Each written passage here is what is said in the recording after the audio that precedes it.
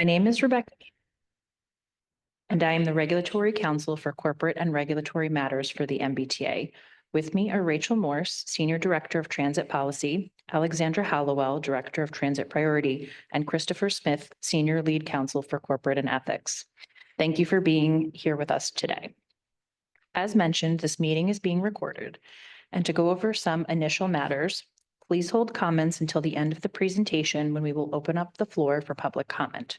We will hold the meeting open until everyone who wants to speak has had the opportunity to do so. Some safety instructions for in-person participants. If you are trained in CPR, please raise your hand.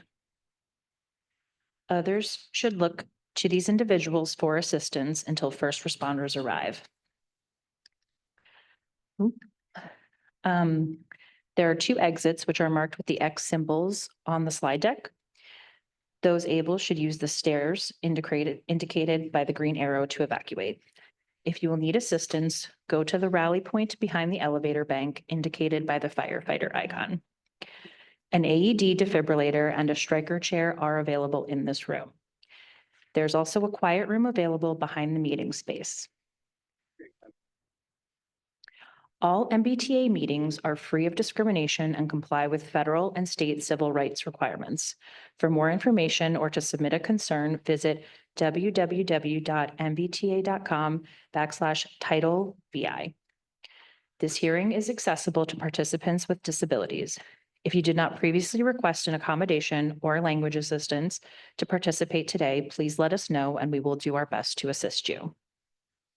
Interpretation is being provided tonight in ASL, Mandarin, Spanish, and Haitian Creole.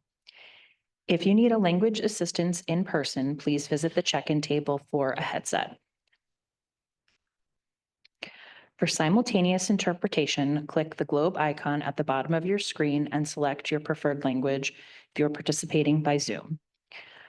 You may pin the interpreter's video by clicking the ellipses in the top right corner of their video and selecting Pin Video. Repeat each time the interpreter switches. ASL interpreters will interpret alongside presenters on Zoom, and cart captioning is available. Our interpreters tonight are Ryan Pinion and Kenzie Williamson for ASL, Hauren He for Mandarin, Ardemagni Enrique J for Spanish, Marie Joseph for Haitian Creole. If you have a clarifying question during or after the presentation, type it into the chat for technical support. For Zoom help, message tech support in the chat. You may also find Anthony Ciccone if you were here in person, over there, or you may call me at 857-772-3884 during the meeting and we will assist you. Closed captioning is available. Click the CC button at the bottom of your screen and drag the captions where you'd like. We are here today to hold a public hearing and receive public comment with respect to the proposed regulatory action, namely to establish 703 CMR 6. The proposed regulatory action is required by Massachusetts General Law, Chapter 90K, Section 9, and Chapter 363 of the Acts of 2024. The statute establishes authority for certain enforcing authorities to issue violations and collect fines for vehicles that illegally park or stand in a designated bus lane or park in a designated bus stop. Enforcing authorities for bus lanes include the MBTA and regional transit authorities, or RTAs, and enforcing authorities for bus stops include the MBTA, RTAs, and municipalities that are in the service area of the MBTA or an RTA. The regulations implement the statute and provide standards and requirements for enforcing authorities. This is an opportunity for you to convey your comments on the proposed regulation before it is made permanent. The MBTA will carefully listen to and consider any and all comments we receive. I will now turn it over to my colleagues, Rachel Morse and Alexandra Hallowell, who will provide an overview of the new regulations.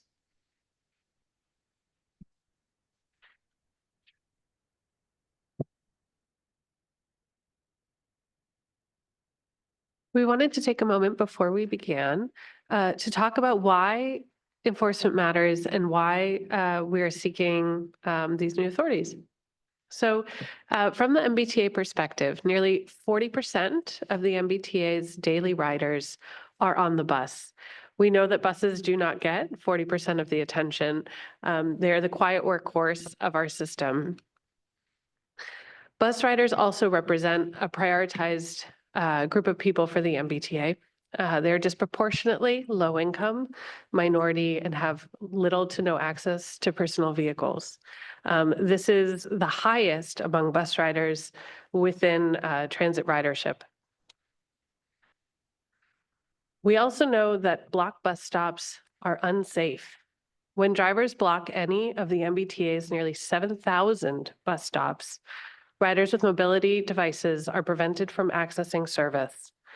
Riders on board may have to disembark into the road, and there's an increased risk of collisions, with passengers being struck by vehicles. Accessibility requires clear curbs. I'm going to pass this to Rachel to discuss the proposed regulations. Good evening. By way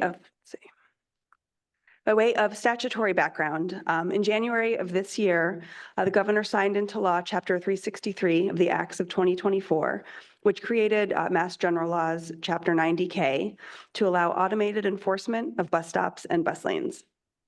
So under the law, the MBTA, RTAs, and municipalities may now use cameras and camera systems to enforce against motor vehicles parking in a bus stop and standing or parking in a bus lane.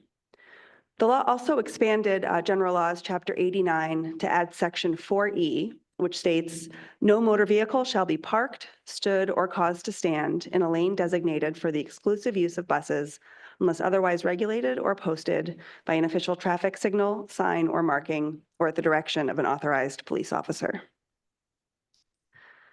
At a high level, the law directs the MBTA to adopt regulations establishing fine levels, appeal procedures, warning criteria, standardized forms and notices, and reporting standards. The proposed regulation will apply to all enforcing authorities, including the MBTA and any RTAs and municipalities that opt in to establish their own automated enforcement camera system. The proposed regulation was developed in collaboration with the RTAs, municipalities, and local transit and disability advocates. Any enforcement program under this law will be revenue neutral. Enforcing authorities cannot retain fines as revenue and may only cover the costs to launch and operate their enforcement program. Net revenue must go to the Massachusetts Transportation Trust Fund. At the close of this hearing, the MBTA will review all comments received, and any changes to the proposed regulation will be presented to the MBTA Board of Directors for a vote at the September board meeting. The regulation itself is available on our website, and I believe we have a few hard copies here tonight, but I will review some key points in the regulation.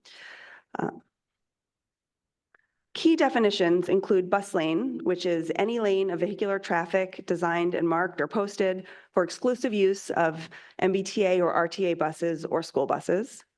Bus stop is a bus stop or bus terminal area used for loading and unloading bus passengers.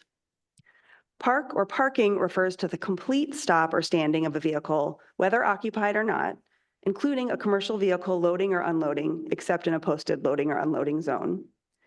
And stand or standing refers to the complete or near complete stop of an occupied motor vehicle for any amount of time, for any purpose, including braking for traffic, traffic signals or pedestrians, or picking up or dropping off passengers. The regulation also lists exceptions where liability for a violation will not attach. There are several of these.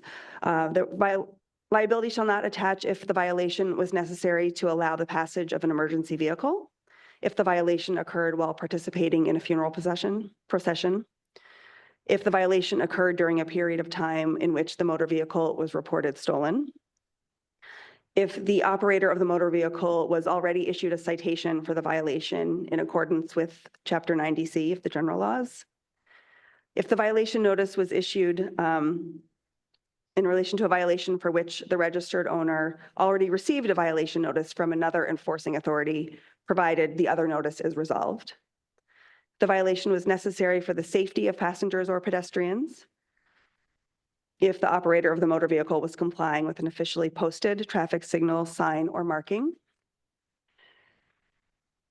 Liability also will not attach if the operator was complying with the direction of an authorized police officer, or if the motor vehicle was an ambulance or other emergency vehicle while in performance of a public duty, if the motor vehicle was a firefighting vehicle or apparatus while going to a fire or responding to an alarm, if the motor vehicle was being operated by a police officer within the scope of employment, if it was a utility or service vehicle actively responding to a service call or emergency, or if the motor vehicle has been specially authorized by an enforcing authority to park or stand in a designated bus lane or stop, or if the violation was necessary to comply with any other law or regulation.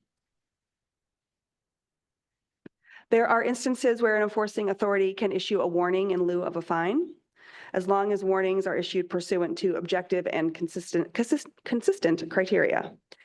A warning shall be issued for a first offense with a lifetime look back, so long as the violation did not cause a danger to public health, security, or safety. A warning may also be issued if it's appropriate under the circumstances for reasons of fairness, so long as the warning is issued to all motor vehicles similarly situated. The regulation establishes fines and penalties for parking or standing in a bus lane. The legislation caps that fine range from $25 to $125.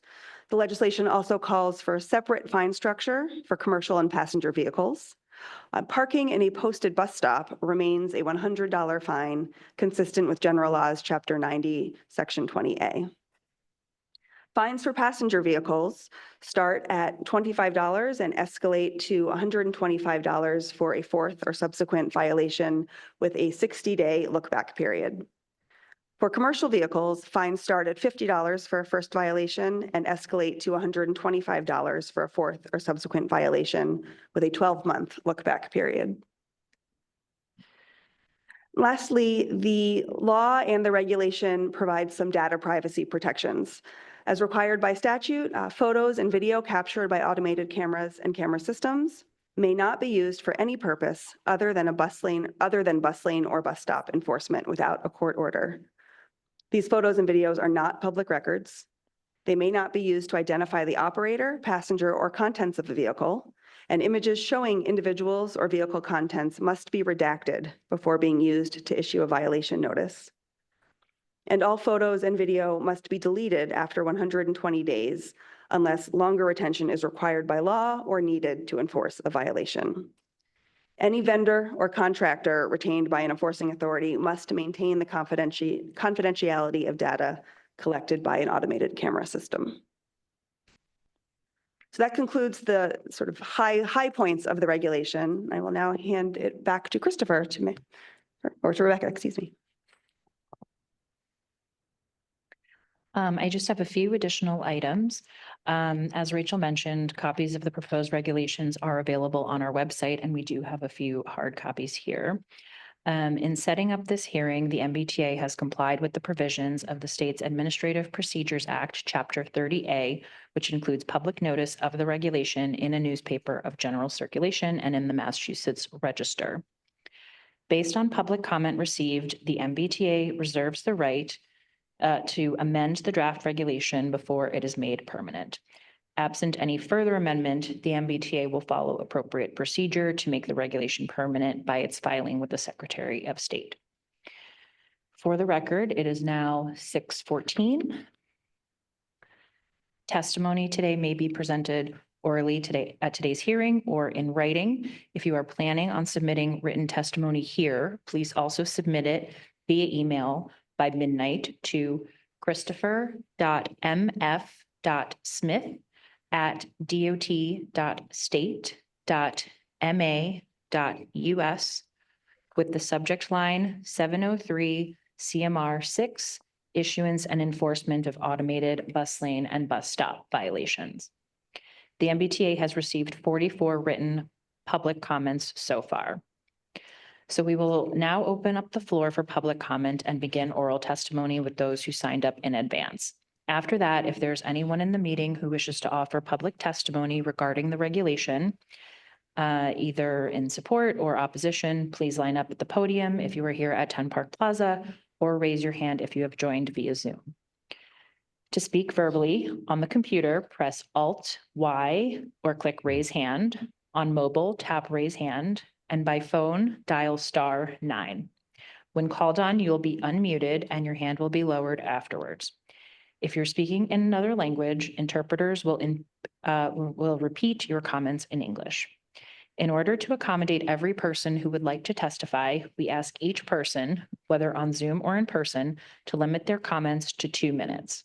As stated, this is an opportunity for you to convey your comments and for the MBTA to receive and consider comments. Before opening to the public, elected officials or staff are invited to raise their hands for remarks.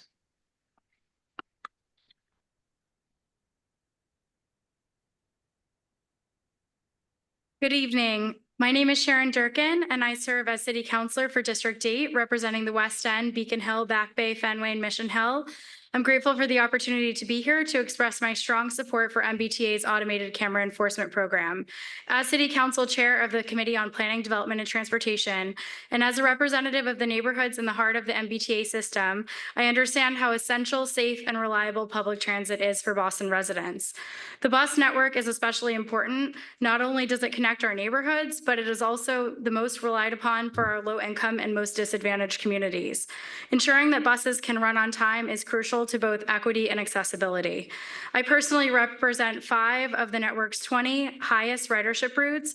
All but one runs through a bus lane at some point. I know that when bus lanes are stopped and blocked, everyone loses.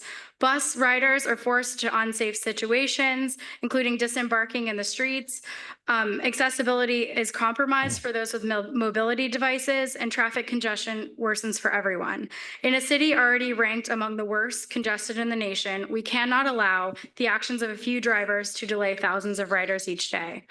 This program is a smart, common sense step forward. Automated enforcement will keep lanes and stops clear, improve reliability, and reduce costs for the MBTA. Most importantly, it will ensure riders can count on the service they rely on, whether it's getting to work on time, making a doctor's appointment, or simply living their lives with dignity and ease. I want to thank Secretary Tibbetts-Nutt, General Manager Eng, the Board of Directors, and all of the staff who've worked to move this forward.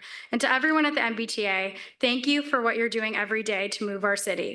Your recent efforts at eliminating slow zones and extending service on Fridays and Saturdays have and will make a real difference for residents.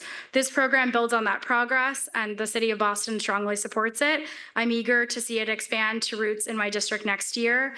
One comment I want to make is of the importance of meeting with relevant stakeholders. And in Boston, there is no more relevant stakeholder than our vibrant small business community. I want to ensure and emphasize that the importance of communicating with small businesses to make sure they are aware of camera enforcement and to address their loading challenges in partnership with the City of Boston.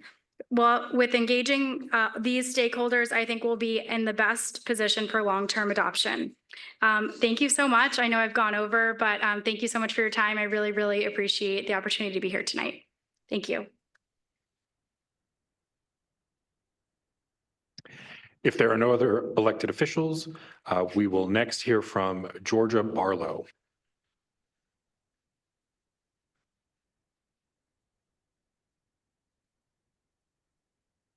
Hello, everyone. Adi Nocher from Metropolitan Area Planning Council, MAPC, here on behalf of Georgia Barlow and the rest of the MAPC team here.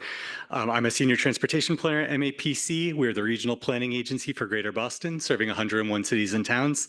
And our mission is to build an equitable, sustainable, and climate resilient future. And of course, a safer, accessible, and affordable public transit system is very much central to that mission. And we were proud to support the legislation that allows for automated camera enforcement of bus lanes and bus stops. And we're grateful to MassDOT, the T, the legislature, and the governor for making this a priority and conducting a transparent process for these regulations. Over the past several years, we know that the T and municipalities, in partnership with MAPC and other stakeholders, have implemented miles of dedicated bus lanes across Greater Boston. And these projects have improved service and expanded access to reliable transit, but the enforcement has lagged. Too often, buses are delayed by parked, stopped, or moving vehicles in bus lanes or at bus stops, creating unsafe boarding conditions, impeding transit accessibility for people with mobility issues. and undermining rider confidence in the system. And we know that automated bus lane enforcement is a proven solution. In cities like New York, automated enforcement has increased bus speeds, reduced crashes. Is that an interpretation? Oh, okay. Increased bus speeds, reduced crashes, and strengthened trust in public transit. With reliable bus lanes, we encourage more people to shift from cars to transit, easing congestion and cutting greenhouse gas emissions. And we know that enforcement also benefits emergency vehicles, which can use cleared bus lanes to reduce response times when every second counts. As you finalize these regulations, MAPC asks you to consider two issues. First, the fine structure. We remain concerned about suspending driver's licenses for unpaid violations, which can disproportionately burden low-income drivers. And we support the use of warnings for first offenses as included in the regulations. And we encourage the consideration of payment plans to avoid unnecessary hardship while still changing driver behavior. Secondly, the role of transportation network companies and delivery services. Our research shows that these companies are frequent contributors to blocked bus lanes and bus stops. We urge MassDOT and the MBTA and RTAs to consider ways to hold not just individual drivers, but also these corporations accountable, including requiring training for drivers on these new rules and regulations. Ultimately, the goal of automated enforcement is not revenue, it's compliance. Success means fewer violations, faster and safer bus trips, and more equitable transit for the hundreds of thousands of people who rely on buses every single day. And MAPC looks forward to continuing our partnership with municipalities, MassDOT, the RTAs, and the MBTA to make this policy a success. We hope that ultimately the legislation and regulations will be expanded to cover operating in bus stops and bus lanes as was initially proposed. We have submitted longer written comments. I do have a physical copy here I can share as well. And we look forward to continued collaboration with everyone to make this a success. Thank you.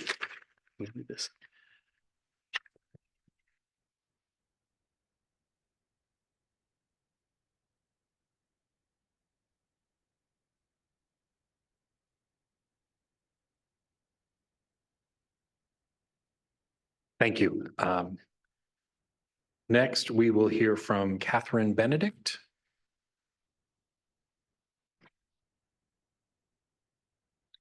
Hi, my name is Catherine Benedict. I live in Cambridge. I am a frequent MBTA user. I don't have a car, and I wanted to come here to strongly support the proposed regulations from two perspectives. So first, a frequent bus rider, I can personally attest that blocked bus lanes and bus stops are a major hassle. As someone who lives in Cambridge, I'm frequently taking the bus, the one bus down Massachusetts Avenue, and congestion around the Central Square area, in large part because of delivery drivers or people stopping or parking in the bus lanes or bus stops around Mass Ave in Cambridge is a major hassle that can cause a lot of chaos on that street in Cambridge, a major thoroughfare, lead to a lot of unsafe driving, and definitely dissuade me and others, including my friends, from using the bus out of reliability concerns because of slowdowns. Also, I wanted to share my perspective as a close friend of Minty Nguyen, a 24-year-old who was killed cycling in Cambridge in June 2024 after a box truck hit her. As we heard from y'all, the proposed regulations will improve safety. As I said, I've personally experienced a lot of unsafe behavior with cars, both as a passenger on a bus and a pedestrian around times when buses are being blocked. Anything that the MBTA can do to increase safety for those who use our streets, especially vulnerable people like cyclists and pedestrians, is so critically important. In early June 2024, I never could have imagined that I would be spending my free time coming to things like this, but I truly don't want anyone else to experience losing a friend on the streets of Greater Boston. I agree that equity should be prioritized. I really like the first offense as a warning. I like the idea of payment plans. If it's possible to potentially potentially also include maybe time spent idling in the bus lane or stop as a extenuating circumstance. For example, maybe 2 seconds of idling doesn't necessarily lead to a fine the way that just parking or stopping for multiple minutes would be. I think that'd also be great, and I really support the idea of holding delivery companies accessible. Thank you for your commitment to making the MBTA better and for making the street safer for all Boston area residents and people who visit. Thank you. We will next hear from Vincent James.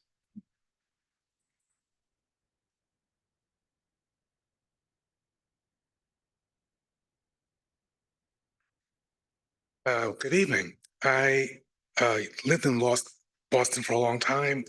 I now live in Lynn, Mass. I have 2 questions you can answer later. The first question is, you mentioned cars parked and standing in the bus lanes. What about cars that are moving in bus lanes, like if they're in motion? And I'll give a specific example. I'm sure you recognize Boston. Essex Street between Washington Street and Fitzgerald Surface has a bus lane. A lot of cars use that bus lane to get around traffic because there's only one lane. And so in New York, they will cite you if you're driving on the bus lane, but that wasn't mentioned in the rules. So I'm hoping that's whatever you decide, just wanted to get that answered. The second question, or the second comment, I support the rules. I drive 50% of the time and I take the bus or subway 50% of the time. I do support this. I just want to make sure that the bus lanes they're assessed, what's the word I use, that they are reviewed to make sure that they're all appropriate. As you know, the bus lane on Boylston Street was there and was taken away because it wasn't really needed.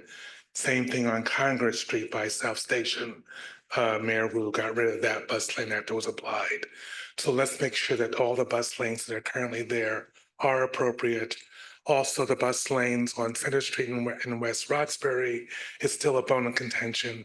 So before the rules apply, make sure all the bus lanes are appropriate and being there. And then I want to conclude by making one observation.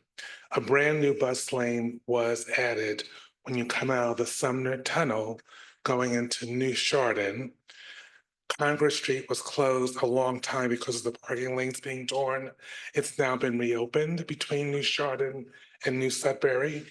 And there's a brand new bus lane that allows buses to make a left turn from New Chardon to Congress, but cars cannot. In fact, the sign says left turn is for buses only, even though it has a protected left turn signal. What's happening is cars are making that left anyway, but they're doing it in the lane that's supposed to go straight. And to my knowledge, there is no bus that uses that bus lane. I don't know what bus number they're talking about. There's no bus that goes down Chardon making the left turn onto Congress. So I'm expecting that it's going to disappear soon. And I'm hoping whoever has the decision to make the cars make the left turn from New Chardon down to Congress. Because right now it's a mess trying to do that. And one car tried to do that and there was a state trooper behind them and they pulled them over. So it's just a mess. That whole intersection is a mess. So I wanted to vocally mention that and hopefully there'll be an assessment done, but I do support the rule. Thank you. Thank you. My last question, I'm sorry. Does this apply to all bus lanes outside of Boston and Cambridge, like in Lynn and Everett and Revere? Applies to all of them? It would apply to any bus lane that is an MBTA bus lane, yeah.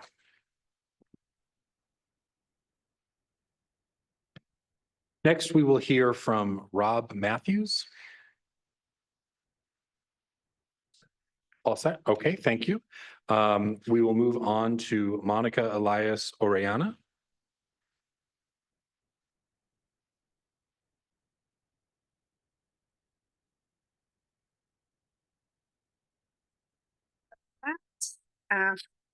Good evening, everyone. My name is Monica Elias Orellana. I am a Chelsea resident, also work with Green Roots, a local nonprofit in Chelsea. I'm here to strongly support the proposed automated enforcement of bus lanes and bus stops because it's time that we prioritize the thousands of people that rely on our bus every day. And I'm specifically talking of Chelsea, that we are really reliant all through buses. We don't have a train stop there besides the commuter rail. So we're really relying on the Silver Line and the 111 are our lifelines. But too often they're delayed by cars illegally blocking lanes and stops, especially the Tobin Bridge. And that is an inconvenience. It's unsafe and unfair, especially for our riders and our communities of color. Automated enforcement has already proven effective in New York City. Bus speeds increased by 5%, crashes dropped by, I believe, 25%, and most violators never are repeated. And other cities, as well as Los Angeles, saw even bigger gains. The proposed rules are fair. I definitely just want to highlight the fact of perhaps eliminating debt-based license suspensions and including options for payment plans, hardship waivers, and reduced fines based on need. We must ensure enforcement does not punish our working families facing financial hardships. So that's a huge comment, and I hope that you guys can revisit and add a clause on that. And lastly, bringing it back to Chelsea and East Boston, where we work in Green Roots, we've already invested in better bus service. And I know the MBTA, thank you guys, through the Better Bus Network. But now let's keep it and let's protect it further. So please adopt this regulation, huge support to bringing faster, safer, and more reliable transit to our communities. And I guess selfish as definitely prioritize our communities. The 111 is one of the highest riderships. You already know this data. I don't have to repeat myself, but we would definitely, and other communities like us, benefit from this. Thank you. Thank you. We will next hear from Giovanni Zuniga.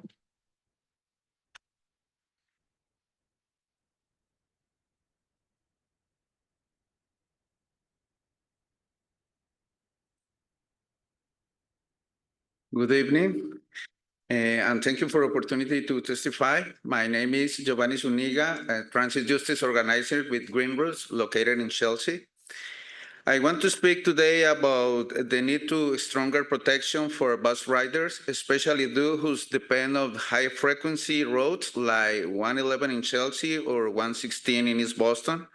Every day, riders in Chelsea face serious delays because bus stops are continuously blocked by other vehicles, and dedicated bus lanes, for example, the Tobin Bridge, are frequently invaded, especially during rush hours. For Chelsea, Everett, or Lynn residents, these challenges are harder. Especially in Chelsea, we don't have a subway station, and we must make several transfers between buses and trains to reach outdoor destinations. Essential workers provide service in thousands of businesses and organizations across to Greater Boston. And this is not only about saving time. We consider that it's about transit justice, because when bus lanes are blocked and stops are obstructed, delays in public transportation generate major delays for all users of the system. Slower buses and inconsistent service don't just inconvenience people. They create inequities, limited access to opportunity, and even impact health and quality of life. We know that solutions work. Automated enforcement for bus lanes and bus stops has been proven to increase bus speeds, improve on-time performance, and reduce bus-related crashes. Ensuring that bus lanes and bus stops remain clear is critical to provide safe, fair, and reliable service, and we strongly support a swift adoption. Implementing this regulation will have significant economic, social, and health benefits for bus riders, not only in Chelsea, but across the Commonwealth. On behalf of our community, we respectfully ask you to take action to continue improving public transit. because service a wish of thousands of families rally every day for work, school, medical appointments, and other essential activities. To ensure that public transit is efficient, fair, and inclusive, because when transit fails, our communities fall behind. Thank you. Thank you. We will next hear from Lismaco Lopez.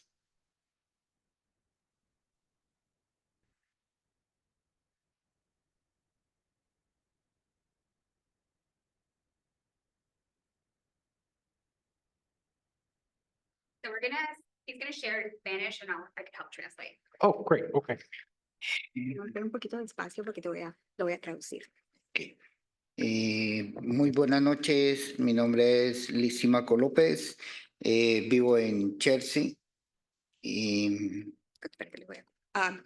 Good evening, my name is Lisímaco Lopez and I live in Chelsea.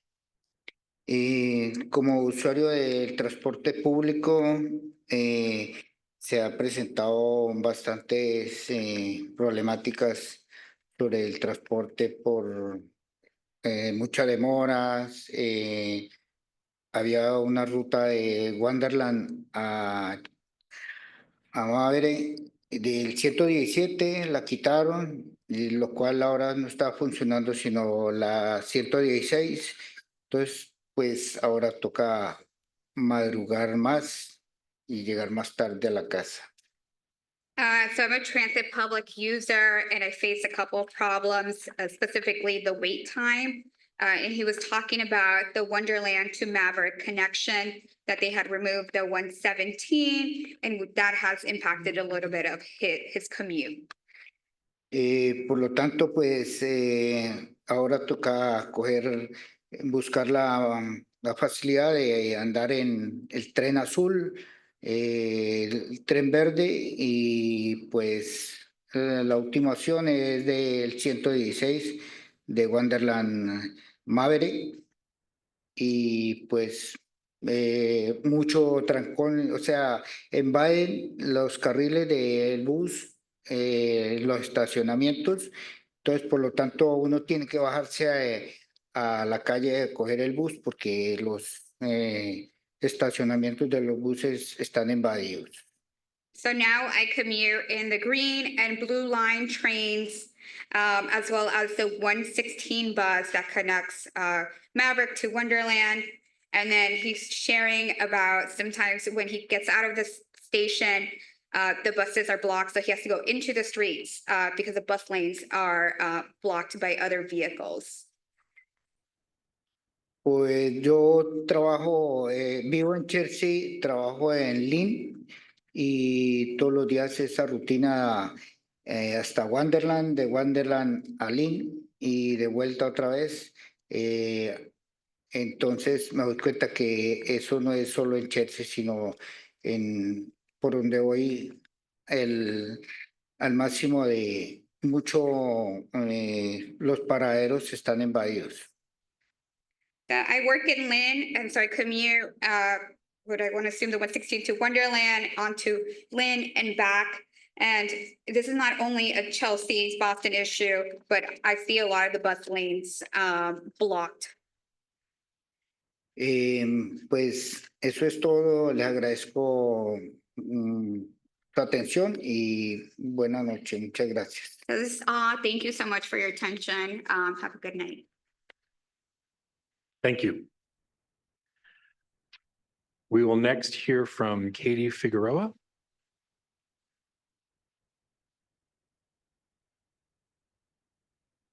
We have a substitute. Sure.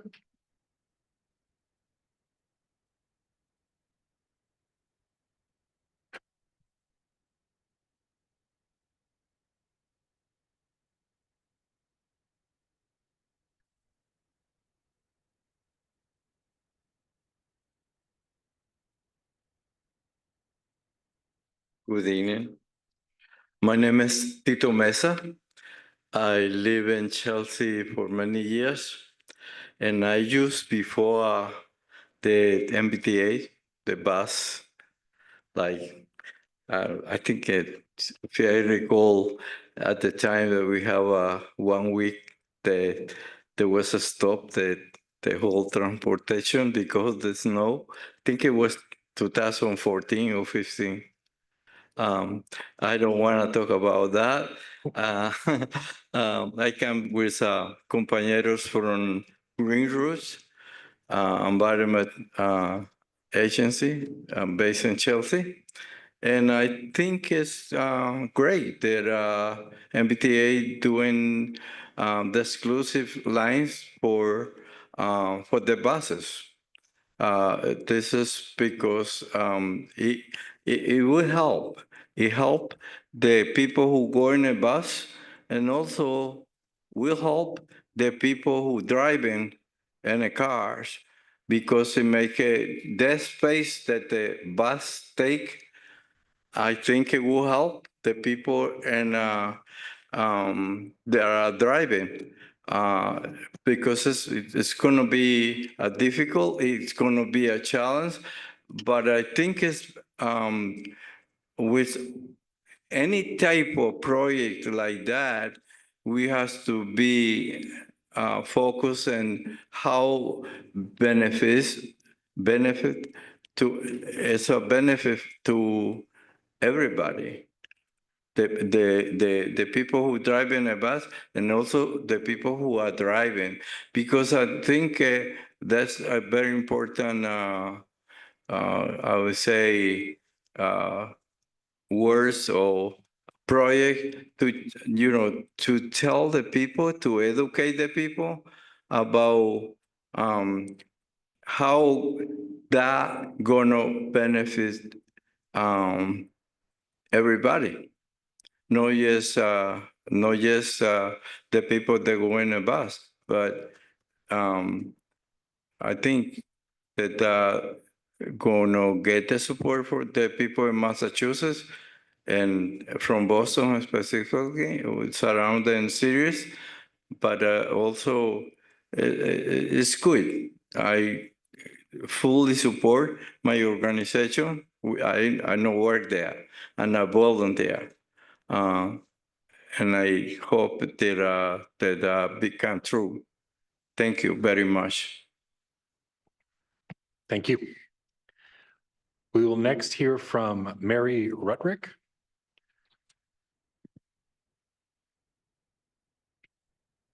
Hi, thanks. Hi, thanks so much. Mary Rutrick. So I've lived in Newton and Boston almost 30 years, almost my whole life.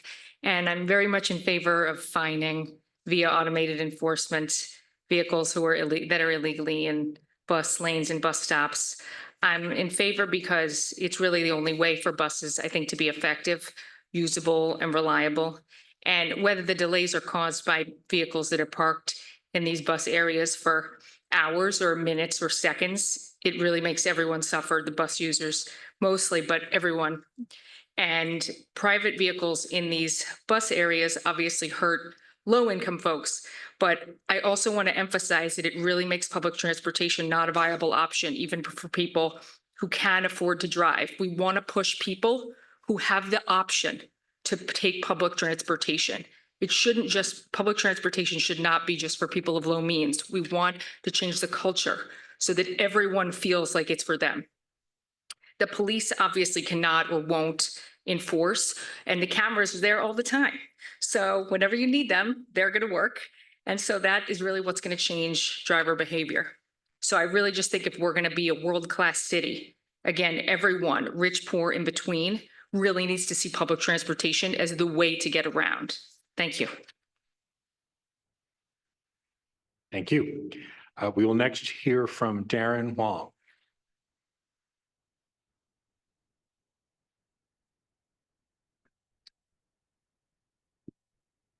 Hello, my name is Darren Huang. I'm here to speak in support of the proposed legislation as a Mission Hill resident. So there's 2 points that I wanted to touch upon. One is to echo a question that was previously posed about whether or not this applies to moving vehicles or only parked vehicles. It was a little unclear to me from the presentation, but my personal experience, there was a bus lane painted near Brookline Village. I think it's called the Gateway East bus lane. And for the past year since that bus lane has been there, I think it's been very, very rare that I've traveled down that corridor and not seen at least a few private vehicles, if not a full lane of traffic, in those bus lanes. I'm not sure what the plan is, but I really wanted to sort of encourage also having this legislation apply to moving vehicles as well. The 66, among other bus routes, are very, very congested when going down that route. And it really diminishes the value of these bus lanes when there isn't enforcement, and that applies to both stopped vehicles and moving vehicles. The second point that I want to touch on is about safety. I think we heard a lot about safety from regarding direct bus riders. But also, I think there are also a lot of safety benefits of bus lane enforcement for multimodal users.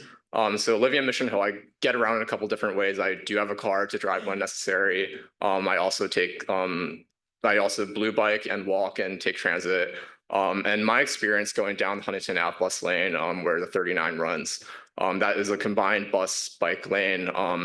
And my experience when I'm biking down that bus bike lane, and there's a stopped vehicle, it requires you to swerve around that parked vehicle, which can be very, very dangerous. And myself, I try to be as careful as I can, but it does create more conflict points.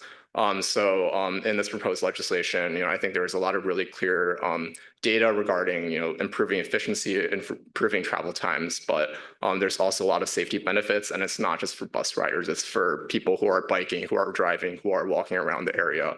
I just wanted to sort of give these anecdotes to support the proposed legislation. Thank you. Thank you. We will next hear from Amira Patterson.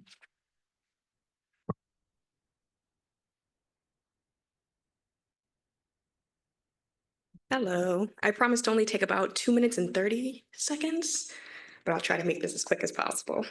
So to the MBTA board and staff, advocates, and members of the public, good evening. So my name again is Amira Patterson. I'm here representing Transportation for Mass, which is a community-based coalition that represents community-based organizations, as well as Transit is Essential, or TIE, which is a diverse coalition of more than 60 environmental justice, mobility justice, and business organizations, all working towards transportation equity and justice. They're also in this room today. So first off, we want to acknowledge the hard work of the MBTA staff and advocates who made sure that this crucial piece of legislation is passed into law.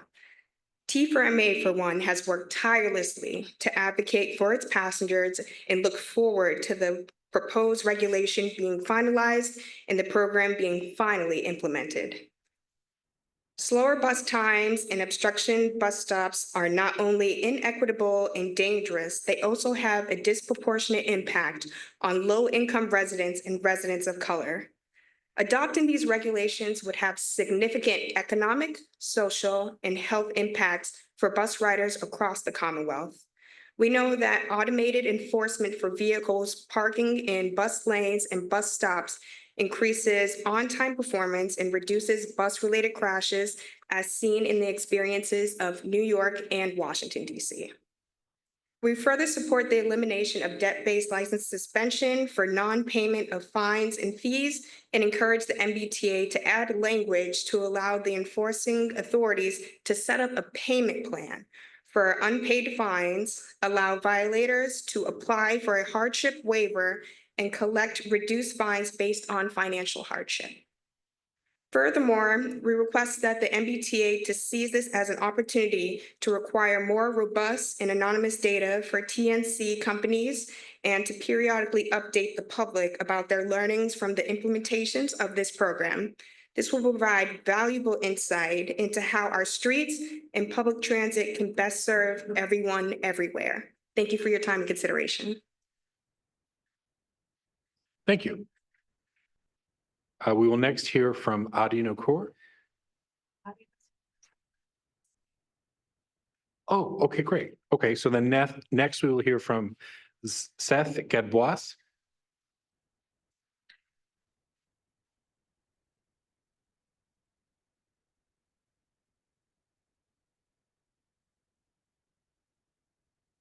Sorry, I was trying to make sure I don't go over time. Good evening. My name is Seth Gadboys. I'm a transportation attorney at Conservation Law Foundation. CLF has a long history of advocating for a more equitable, affordable, accessible, and sustainable transportation system and actively promotes improvement of our region's transit systems. Sorry, is that me? Might catch me back here. We actively promote the improvement of our region's transportation system. These regulations will contribute to that improvement, and I'm here to speak in their support. We join the comments from our allies in the Transit is Essential Coalition, Transportation for Massachusetts, Green Routes, and others here who spoke on how these regulations will promote efficiency, increase safety, decrease inequity, and more. We join their request for financial hardship waivers, amending language, suspending licenses, and importantly, reporting on TNCs. To the greatest extent practicable, the MBTA should use this process to collect information on when violations occur during TNC passenger or delivery operations. The purpose of this is not to target the TNC workers, but to gather more information that will help inform better planning in the future. TNC operations have skyrocketed in Boston in the last 10 years, and we see those impacts on our streets, particularly when it comes to conflicts. Yet we could have much better data collection on these conflicts. This data, which should be anonymized and aggregated to protect drivers from company retaliation, could help inform the best locations to plan for dedicated pick-up and drop-off TNC locations, easing conflicts between all road users. These regs are already poised to increase transit and roadway efficiencies, and the reporting that we are requesting could also advance efficiency for future transportation planning and traffic management purposes. This is not to say it's fully on the tee with these regulations to solve these issues, right? There are greater roles for the DPU and the city to play in this, but this reporting may require coordination with the DPU, but we urge you to pursue this reporting as a component of broader regulation implementation. We also recommend potentially working with the RMV to potentially integrate a standard notice into registration to keep like commercial vehicle registration, passenger registration informed. Lastly, we want to share support for the robust protections these regulations and the statute put in place to keep this data out of the criminal judicial realm.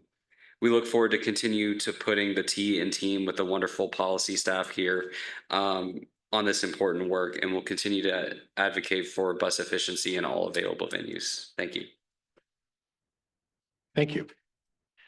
That is the last person we had sign up ahead of the hearing. So we will now open it up to anyone else who is either in the room or on the Zoom call that would like to provide comment. If you're in the room, please feel free to come up to the podium. If you're on the Zoom call, please raise your hand, and I will look and try to alternate between folks in the room and the Zoom call.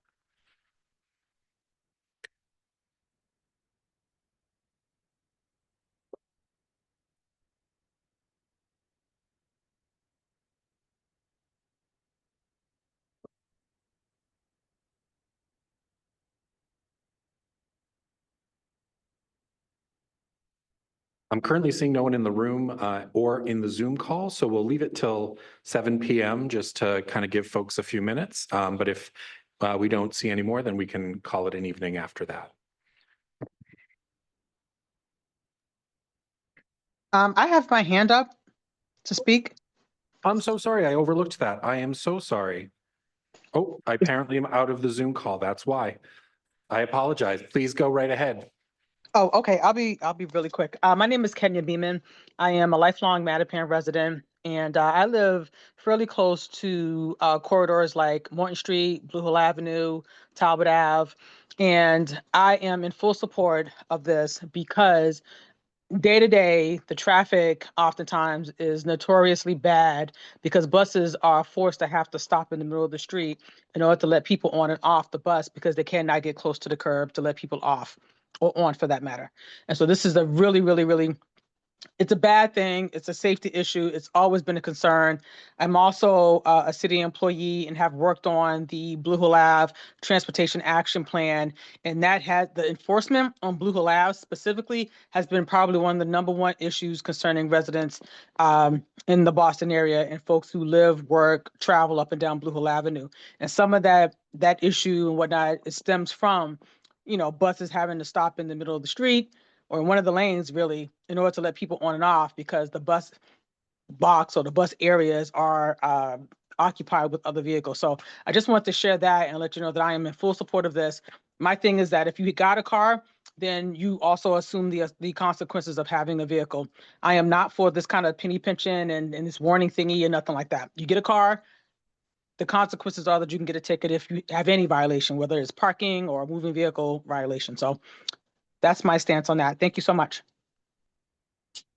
Thank you. Sorry, I did not see your hand on the Zoom call. No worries. I too have my hand up. Thank you. Yes, I now can see the hands. I so apologize. It looks like, was that Tanya Hughes that we just heard from? No, that was Mela. Nope. Okay, go right ahead, Tanya. And then Mela, we will come to you right next. So my name's Tanya Hughes. I live in Arlington, and I'm a regular rider of the 77 route in Arlington and Cambridge. And I am in support of this initiative, partly because it's more common than not that the place where I normally get on the bus is it's right in front of a restaurant, and so there's constantly delivery drivers and Uber Eats people and Grubhub drivers parked in the bus stop there waiting to do whatever it is that they need to do. So some enforcement would be lovely. I want to thank you for holding this hearing, and I also want to mention that the bus lane on Mass Ave in East Arlington and North Cambridge has definitely improved 77 trip times. So in those sections, I really want to thank you for that. And then actually, what I actually had was a couple of questions, which I realize this may not be the right time to be asking these, and they're probably not something that can be answered tonight, but perhaps there's something that could be taken down and answered later in some other channel or venue. But two things that I was hoping someone might be able to clarify is on the slide where you listed the times when a violation won't apply, you mentioned service vehicles. So if somewhere you could explain what is meant by a service vehicle, that would be helpful. Like, we're talking plumber vans or something else. And then also, would someone be able to explain somewhere why the bus lane violations mention parking and standing, but the bus stop violations only mention parking? And I'm not really sure what the qualitative difference is there or quantitative difference. And so it would be nice to have those two things explained somewhere, even though it may not be possible tonight. Thank you. Thank you. We'll take those questions into consideration as we work on the regulations and make sure that clarity is provided as we finalize them. Thank you. Oh, we did have some folks in the room, so we'll go to the room next. And then Mela Bush, you will be next. I apologize. Hi, thank you. My name is Nathan DeVoe. I'm a resident of Mission Hill. While we've talked a lot about buses tonight and bus riders, I wanted to take a moment to focus in on cyclists. Cyclists, especially in many of the more inner city routes, which are both bus and bike lanes, are incredibly vulnerable, as the previous speaker mentioned. And I think it's important to recognize that not only are they vulnerable, but who is causing bikers to be vulnerable, which is, as many people have mentioned, disproportionately repeat offenders. It's primarily rideshare drivers. It's primarily individuals for food pickup apps, and then it's a lot of commercial drivers loading and unloading.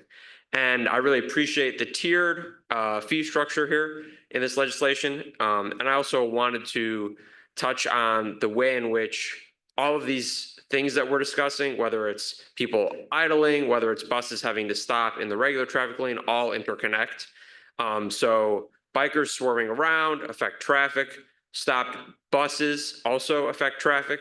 And then in addition to that, construction on many of these routes, which is a lot more common than you would think, also plays a role in both moving traffic and moving bus lanes. So I think I'd like to see, I know there's an exemption for construction. I'd like to sort of see that not be overused. And I would also really like to emphasize the fact that bus lanes exist where they are most needed. And so automated enforcement, because of the frequency of these violations, is really the only reliable path to enforcement. This is not something that's ever going to be reliably enforced by the police. They just have bigger fish to fry. Thank you. Thank you. We will now turn to Mela Bush on the Zoom call. Yes, my name is Mela Bush, and I'm a coordinator of Transit Equity and Environmental Justice with Action for Equity. We are also a member of Transit is Essential, as was mentioned by my colleague and coalition partner earlier in the meeting. Just one of the highlights that I wanted to feature around our position on this is we support enforcement in the bus lanes and the bus stops. And we also strongly support eliminating debt-based income, debt-based license suspension for non-payment of fines and fees. We would encourage you to add language to allow the enforcing authority to set up a payment plan for unpaid fines, allow violators to apply for a hardship waiver, and collect reduced fines based on financial hardship to section 6.051, payment of fine. Additionally, it is important that the MBTA prioritize design measures to improve transit quality and safety to reduce reliance on punitive enforcement and should direct funds generated towards these long-term solutions as was originally intended, rather than towards filling gaps in state and local budgets. I'm very concerned about the enforcement as I'm a frequent bus rider, and some of the issues is trying to disembark from the bus and the bus can't pull up to the curb and bus stops because cars are parked there, and the enforcement of these rules and regulations is very important so that people will be able to get on and off the bus, whether it's seniors, disabled, or whoever else it is. So thank you for allowing me to speak this evening. Thank you. It looks like we have someone in the room who would like to speak, and then we will return to the Zoom. All right. Thank you for your time this evening. Just want to advocate for this measure to include automated enforcement for bus lanes. As someone who's frequently rode the 57, the 51, a lot of the buses coming through Rosendale Square on Washington Street on both ends. One of the things that is very apparent to me is that as the city is growing, we just do not have enough space for all of the cars that are entering the city. I think that public transportation is a major reason that I moved here and is a major reason for a lot of the young students and young families moving into the city of Boston, being one of the few cities in this country that you can reliably move around without the significant finances, debt, fees, maintenance of a personal vehicle. While the bus lanes are also, as someone spoke earlier, used in part to provide space for bikes and other like microtransit, scooters, mopeds, etc. There's just a limited amount of space in the city, and I like the fact that Boston is walkable. I like the fact that Boston is busable and you can take the train. And one of the ways that we make that faster is to make the bus frequency higher. A lot of people struggle to take the bus because they're like, oh, is it going to be delayed by 15, 20 minutes? I see this being a measure that allows us to increase the reliability and the frequency of busing. And so I think this is a great step forward in encouraging more people to use the bus for all of the benefits, the low cost, the connection to your community, the fact that it saves you a lot of time in navigating around parking and et cetera, and frees up a lot of street space for outdoor dining and things of that nature. So especially for the part-time bus lanes that exist in Roslindale. I'd love to see more of those. I know that's not what this issue is about, but the frequency, I think, helps to increase how often and how reliable it feels like I can take the bus. And for many people, they can take the bus. That is how they are incentivized to get around, which is a thing that we should encourage more. That's part of why I moved to this city. And I think we should lean into that factor. So thank you for your time. Thank you for this initiative. And I hope that we do this and do more of this. Thank you. Looking back to the Zoom, we will hear from Madison Morley. Good evening. My name is Madison. Thank you for allowing time to testify this evening. I am a Boston resident, Boston employee, pedestrian, biker, bus rider, all of the above. And I do constantly feel that my safety is at risk due to cars who feel that they can do whatever they want with no consequences. And I can't even blame them for feeling that way because there aren't any. Just today, about 2 hours before this meeting, I was on Mass Ave in an already very busy intersection, and there were 3 different cars just sitting in the bus lane or in the bus stop. And that caused problems for everyone else at the intersection because the end tail of the bus was sticking out. It was dangerous. And this led to pedestrian danger, car danger. It was not a safe situation. So this kind of freedom that drivers feel is unacceptable in a city that claims it wants to improve public transit. And it shows that Boston values cars over everyone else in the city. I'm a teacher here in Boston, and when I create rules for my students, I know there must be consequences to enforce the rules. Otherwise, they mean nothing. So now it's time for Boston to do the same thing with its drivers. Most of my students' families also don't have cars because they are in those low-income minority groups who rely on buses, and I want them to feel safe in their home and in their communities. I would like to also echo what the previous speaker mentioned about encouraging more public transit use in the city. And I think unless the MBTA has the ability to enforce these rules and regulations, they won't have the respectability and the right to tell people to come take the bus because there will continue to be delays. So all that being said, I am very much in favor of these fines and regulations, and I appreciate your time. Thank you. Thank you. I'm not sure I'm seeing anybody in the room at the moment. So I will then turn it to Jacob Lesberg on Zoom. Thank you. Yes, my name is Jacob. I'm a resident of Cambridge. I typically take the 164 and 70 buses the most.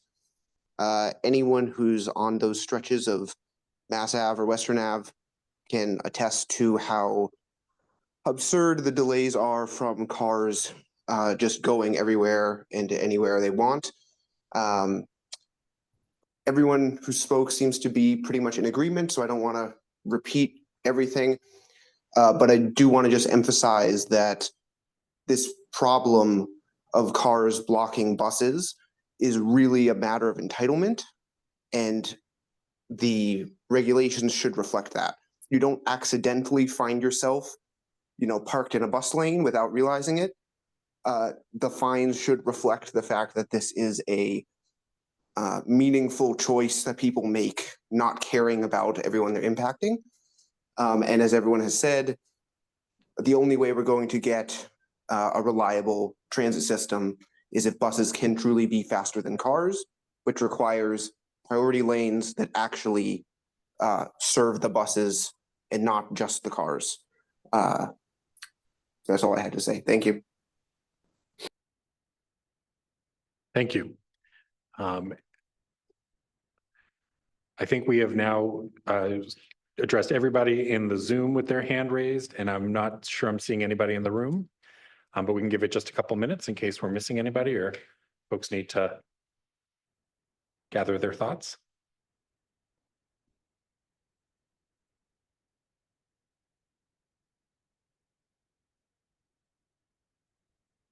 Come on up.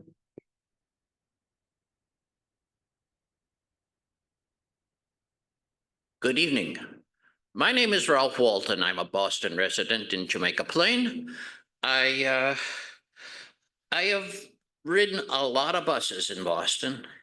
And one thing that I observe that also impedes buses is drivers that seem entitled to be the last car that gets past the bus before he pulls out.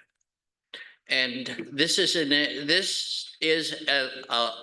this is something that would be a very difficult thing to enforce, but I just think that you will find some jurisdictions in Europe in which this is a citable violation.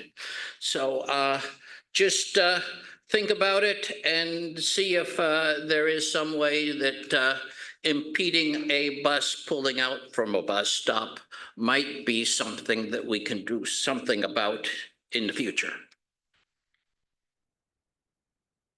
Thank you. Is there anyone else here in the room at 10 Park Plaza or on the Zoom call who would like to provide comment?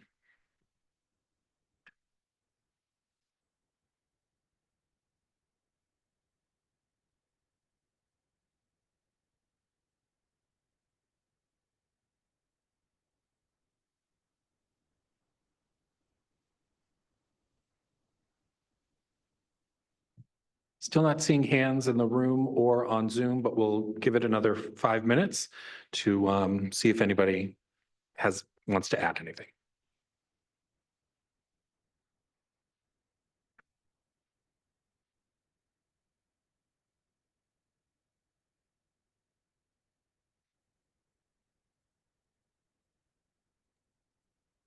Can I ask a quick question?